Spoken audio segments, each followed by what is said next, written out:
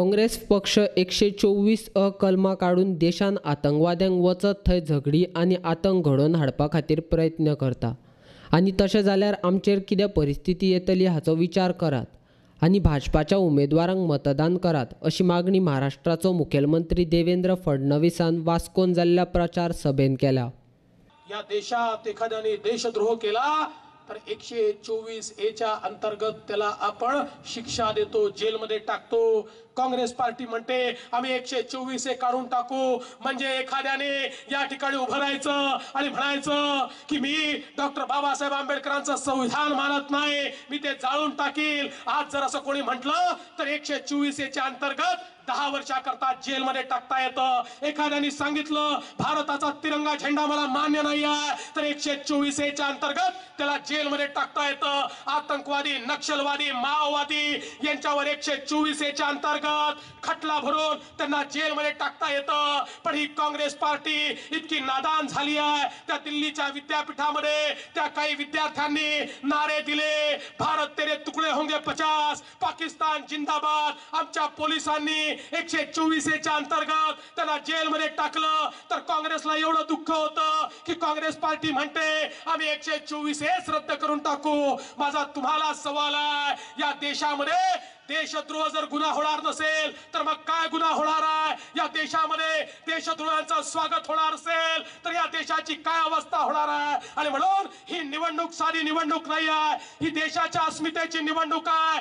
ज्यावेळी नरेंद्र सवाईकरांना तुम्ही मतदान द्याल, त्यांच्या कमळाची बटन दाबाल, त्यावेळी ते मत जसं त्यांना मिळेल तसंच ते मत मोदीजींना मिळेल। त्या मताच्या भरोशावर मोदीजींना ही ताकद मिळेल की मोदीजी एका हातामध्ये भारताचा तिरंगा झेंडा, दुसऱ्या हातामध्ये भारताचं संविधान घेऊन या ठिकाणी या देशाला एक सुरक्षित देश, एक स्वाभिमानी देश, एक विकसित देश तयार करतील। तुमच्या एका मतानं मोदीजींना शक्ती मिळेल आणि तुमच्या एका मतानं या ठिकाणी काँग्रेसला झटका मिळेल। मी तुम्हाला विनंती करतो, भाजपान दक्षिण गोंयान उबो केल्लो लोकसभेचो उमेदवार नरेंद्र सावयकाराची मुरगांव तालुक्यात वास्कोन जाहीर सभा बेरेस्तारा जाली।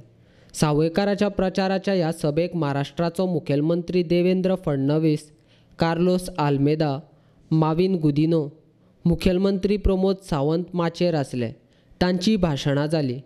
गोंयचो मीन खणीचो प्रश्न फक्त भाजपच सुटावो करपाक शकता अशें मुखेलमंत्री सावंत उलयलो।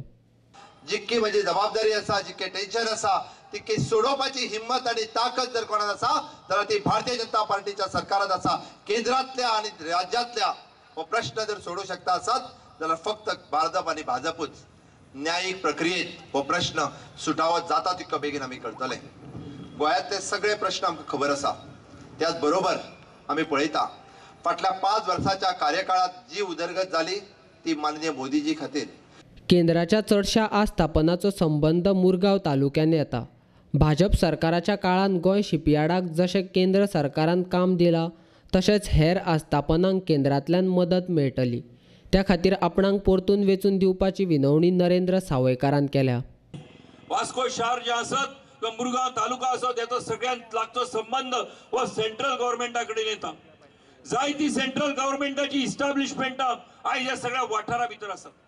थंय एमपीटी आसतले, गोवा शिपयार्ड आसतले, नेव्ही आसतले, हे सगळ्याचो संबंध खरें म्हणजे सेंट्रल गव्हर्नमेंटा कडेन येता।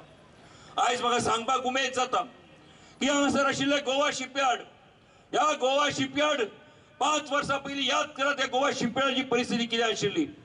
आयज होच गोवा शिपयार्ड मनोहरभाई पर्रीकर ह्या देशाचो डिफेन्स मिनिस्टर जालो आणि गोवा शिपयार्डाक काम मेळ्ळें। ह्याच्या मुखारी आनीकूय काम हे गोवा शिपयार्डाक मेळटलें की जेका लागून आमचे गोवा शिपयार्डान काम करपी जे कामगार आसात, आमचे जे गोंयकार आसात तांकां हक्क मेळटलो आनी तांकां न्याय मेळटलो। एमपीटी सुद्दां त्याच गतीन चालू उरतली। कोणी जरी भंय घातलो, तुमकां सगळ्यांक सांगपाक सोदता मायनिंग गोंयचे चालू जातले आणि ते चालू करपाची कापासतात जर कोणाकडे असत जाल्यार भारतीय जनता पार्टी कडे आसा आणि त्याच्या आधाराचेर एमपीटी सुद्दां त्याच रेटान चाली उरतली हे हांव तुमकां सगळ्यांक सांगपाक सोदता।